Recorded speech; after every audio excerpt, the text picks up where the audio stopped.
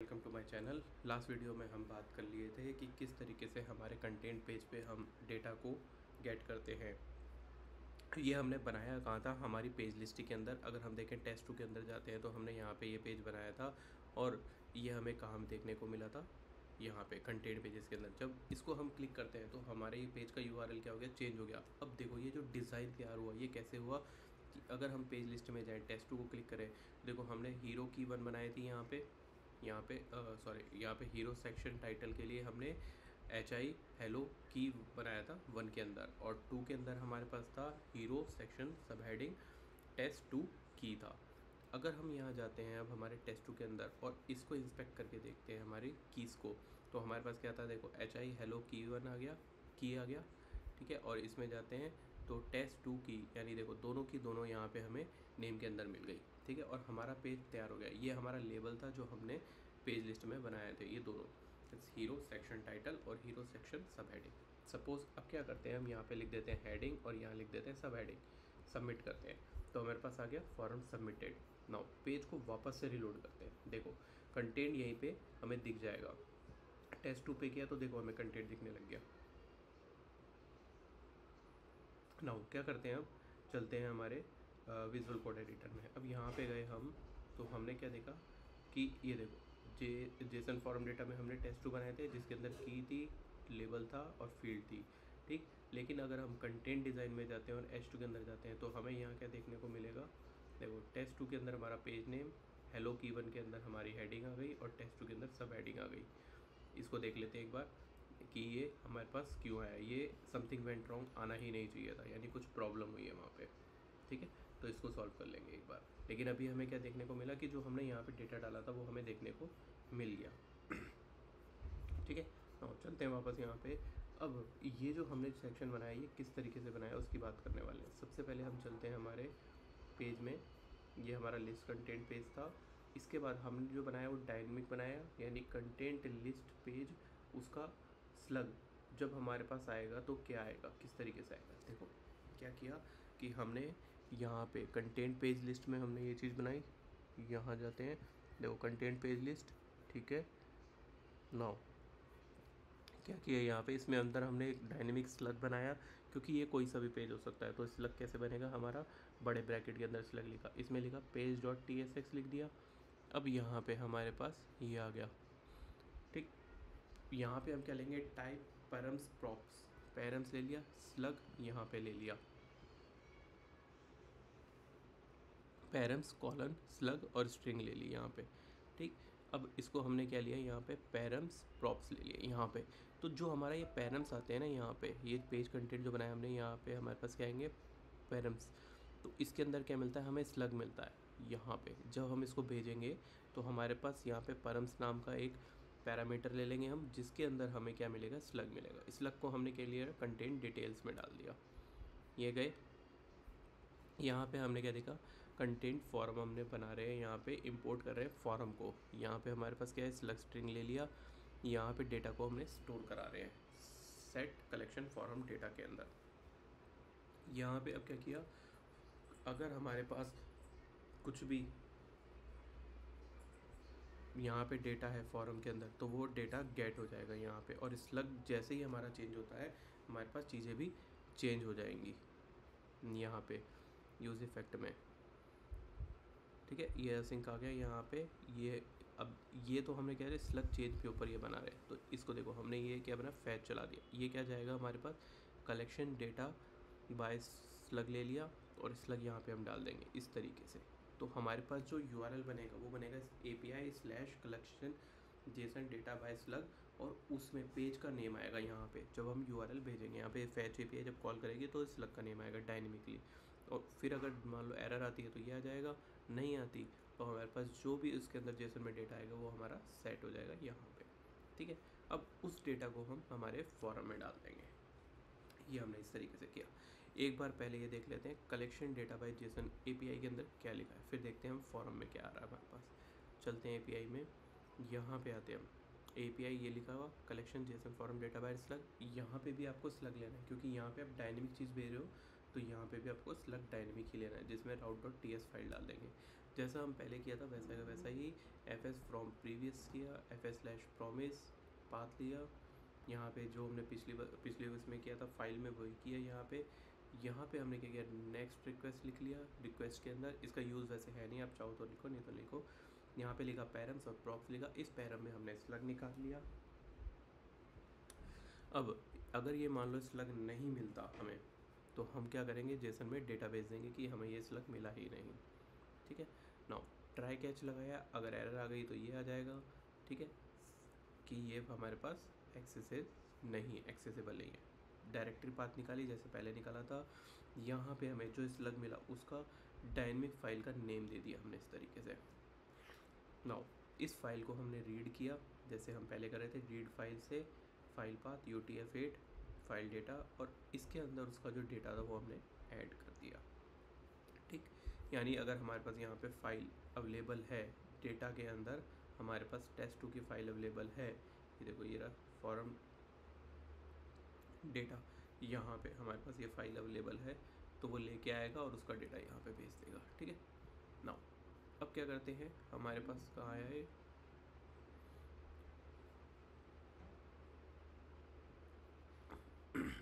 यहाँ पे आते हैं।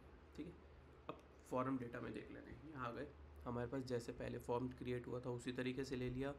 वेरिएबल हम जो टेक्स्ट दिखाना है यूज़र को वो हम क्या लिख देते हैं, यहाँ से वेरिएबल से ले आते हैं। ये हम पहले भी बात कर चुके हैं, आप वीडियो देख लीजिएगा पिछली वाली, तो वहाँ पे आपको ये पता चल जाएगा। ठीक, ये हमने फॉर्म के अंदर अगर कोई डेटा आ रहा है तो वो ले लिया, उसका प्रॉप्स बना लिया, फॉर्म डेटा को हमने इस तरीके से ले लिया। नाउ क्या किया, पेज नेम के अंदर हमने इस फॉर्म डेटा से पेज का नेम निकाल के यहाँ पे रख लिया। ठीक, नाउ दूसरी क्या किया, हमने एक यूज़ इफेक्ट बनाया, यूज़ स्टेट बनाया, जिसके अंदर हमने क्या किया, टाइप डाला कि जो यूज़ स्टेट के अंदर डेटा सेव होगा वो किस तरीके का होगा। की आएगी और वो स्ट्रिंग होगी की भी, प्लस उसके अंदर डेटा जो आएगा वो भी स्ट्रिंग ही रहेगा। और वो ऑब्जेक्ट डाल दिया, ब्लैंक ऑब्जेक्ट, ये ऑब्जेक्ट की फॉर्म में होगा। ठीक है, ये जो डेटा आएगा ऑब्जेक्ट की फॉर्म में होगा। इसमें मैसेज डाल दिया, अगर सक्सेस है तो किस तरीके का मैसेज आएगा, या अगर एरर आ रही तो किस तरीके का मैसेज आएगा। यहाँ पे हमने फाइल को ले लिया, फाइल का डेटा जो मैच किया हुआ है कि किस फील्ड में कौन सा डेटा जाने वाला है वो ले लिया एक। ठीक है, उसमें भी सेम ऊपर वाली चीज़ बना ली। नाउ अब क्या करते हैं हम, यूज़ इफेक्ट के अंदर इसमें जो डेटा था हमारा प्री फॉर्म डेटा, इसको ले लेते हैं कि जो हमारे पास सेट फील्ड होगी वो यहाँ पे चली जाएगी, हमारे इस सेट फील्ड, मतलब ये जो फील्ड बनी हुई है हमारी इसके अंदर चली जाएगी। ठीक है, जैसे ही लोड होता है और कंटेंट पेज नेम चेंज होता है ये, क्योंकि जैसे ही पेज लोड हो जाएगा ना तो डेटा आएगा, और डेटा आते ही वो लैप्स हो जाता है, उसके बाद आप कुछ भी कर लो आपको ये डेटा नहीं मिलेगा, कलेक्शन फॉर्म डेटा वाला। इसीलिए हमने पहले से इसको स्टोर करा लिया यहाँ पे। नाउ अब क्या किया हमने कि यहाँ पे हम क्या करेंगे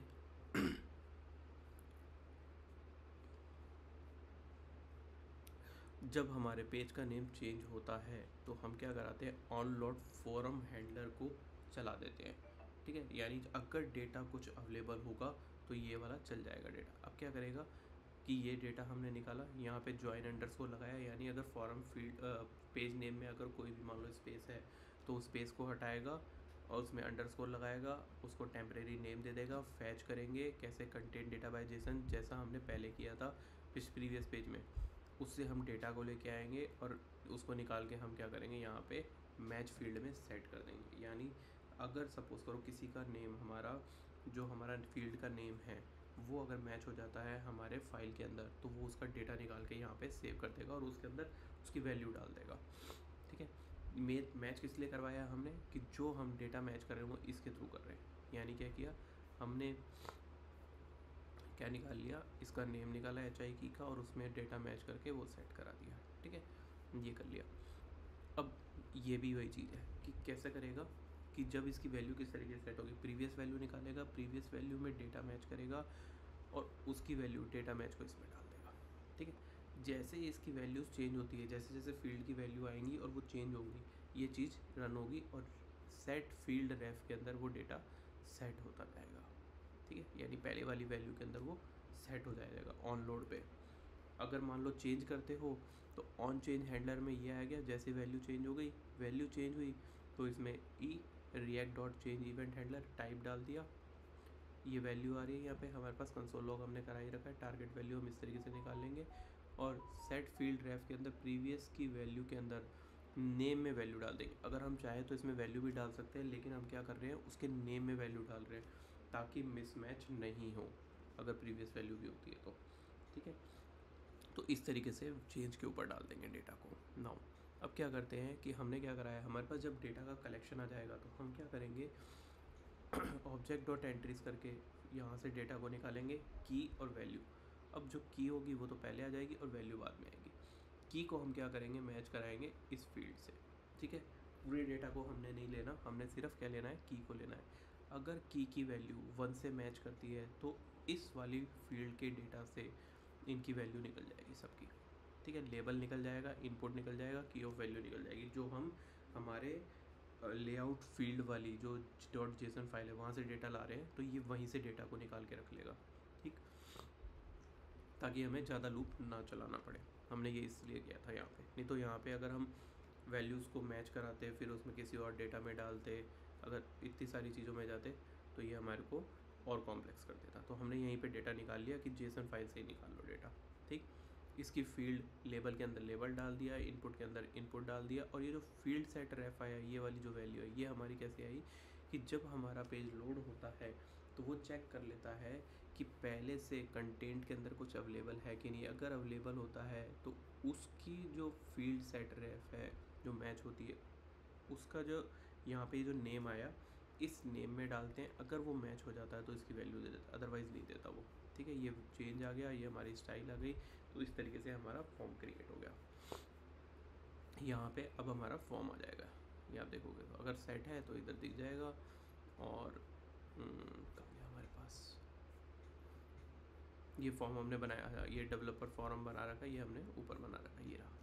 ठीक है, तो इधर से हम जो रिटर्न करेंगे ये HTML div यहाँ पे जाएगा हमारा इनपुट फील्ड वाला, कौन सा वाला, ये पूरा सेक्शन, हीरो टाइटल और ये चीज़ें, और फिर ये अलग से जाएगा। ठीक है, तो ये 2 बार आ जाएगा। नाउ जब हम फॉर्म को सबमिट करते हैं तो हम क्या करते हैं, ई रिएक्ट डॉट फॉर्म इवेंट में HTML फॉर्म है, एलिमेंट डाल दिया, ई डॉट प्रिवेंट डिफॉल्ट डाल दिया, ट्राई और कैच ले लिया, इसमें समथिंग वेंट रॉन्ग डाल दिया अगर कुछ एरर आती है तो, नहीं तो हमने फैच किया। अब फैच में क्या आएगा, पोस्ट मेथड आएगा, क्योंकि हम डेटा को सबमिट कर रहे हैं, फाइल क्रिएट कर रहे हैं। तो जैसे हमने प्रीवियस जब हम जेसन लेआउट फॉर्म डेटा को सबमिट कर रहे थे उस तरीके से कर रहे थे, वैसे ही यहाँ पे करेंगे। API Jason content submit by slug लिखेंगे, मेथड लिखेंगे पोस्ट, और बॉडी के अंदर जेसन डॉट स्ट्रिंगिफाई करके डेटा डाल देंगे। रिस्पॉन्स आ गया तो ठीक, नहीं तो वो एरर दे देगा। और मैसेज के अंदर हमने अपना कस्टम मैसेज डाल दिया। इसको आप चेंज भी कर सकते हो, मतलब जो स्टेटस आएगा उसके अकॉर्डिंग। ठीक, अब ये देख लेते हैं एक बार JSON content submit by slug क्या है, ये देख लेते हैं। इसके route.ts में जाते हैं, स्लग हमारे पास डायनेमिक जा रहा है, route.ts आ गया। route.ts के अंदर हमने जैसे पहले लिया था fs/promise से वैसे निकाल लेंगे। ये हमारा स्लग है, यहाँ पे हम गेट रिक्वेस्ट लगा रखी है ना, ये हमने ये वाला ओपन करना था, हमने ये वाला ओपन कर लिया। ठीक है, ये fs देखो यहाँ पे चेंज हो गया, यहाँ पे प्रॉमिस से नहीं लिया, यहाँ पे fs से लिया है हमने। ठीक है, पाथ लिया, यहाँ पे पोस्ट मेथड यूज़ कर रहे थे, पोस्ट मेथड आ गया। रिक्वेस्ट कोई सी भी हो सकती है, रिक्वेस्ट डॉट जेसन करके हम डेटा निकाल लेंगे। फॉर्म डेटा में हमारा पेज नेम आ रहा है जिसको हम ज्वाइन कर लेंगे। डायरेक्टिव पाथ हमको निकालना आता है, हमने किस तरीके से निकालना है कि हमें वो फाइल कहाँ पे रखनी है। तो पाथ डॉट ज्वाइन करके फाइल का नेम, इधर हमने डॉट जेसन फाइल हमें जो बनानी थी ये बना लिया, ये हम पहले ही प्रीवियस कर चुके थे। अब जो हमारा fs होता है, यहाँ पे प्रॉमिस क्यों नहीं लिया, क्योंकि प्रॉमिस होता तो हमें डेटा निकालना था, लेकिन हमें fs से निकालना है, क्योंकि जो ये होता है राइट फाइल सिंक, फाइल बनाने के लिए यूज़ होता है राइट फाइल सिंक, ये हमें fs से मिलता है, ना कि /promise से। तो हमें fs dot write file sync कर दिया, पाथ दिया, जेसन फॉर्म डेटा को डाल दिया, null 2 कर दिया, फिर इसके बाद नेक्स्ट रिस्पॉन्स डॉट जेसन करके ये डाटा डाल दिया। अगर आप यहाँ देखोगे file path write file sync, तो इसके अंदर इसने बताया कि आपको किस तरीके से डेटा को डालना है। ठीक है, तो इसमें फाइल का पाथ आता है, फिर आता है ऑप्शंस। ऑप्शंस के अंदर जो आपका होता है, पहला फॉर्म डेटा होता है, दूसरा हमेशा नल ही रखोगे आप, इस और तीसरी वैल्यू हमेशा 2 रहेगी। तो आपको सिर्फ वहाँ चेंज करना है यहाँ, और इसमें नल और 2 में कोई चेंज नहीं करना कभी भी। ठीक है, ये ऐसा क्यों, ये आने वाली वीडियो में हम बात करेंगे कि ऐसा हमने यहाँ पे क्यों किया, नहीं तो क्या होगी वीडियो और लंबी हो जाएगी। तो दोस्तों आपको समझ आ गया होगा किस तरीके से हम ये फॉर्म का डेटा, कंटेंट मैनेजमेंट का जो डेटा है ये बनाएंगे, इसको सबमिट करने पे हमारी किस तरीके से वैल्यू सेव हो रही है और कहाँ पे हमारी वैल्यू ऐड हो रही है। कोई कमेंट्स हो तो इनपुट बॉक्स में शेयर कीजिएगा, और वीडियो अच्छी लगी तो लाइक और शेयर ज़रूर कर लीजिएगा, और चैनल सब्सक्राइब नहीं किया तो सब्सक्राइब बटन क्लिक कर लें। मिलते हैं नेक्स्ट वीडियो में।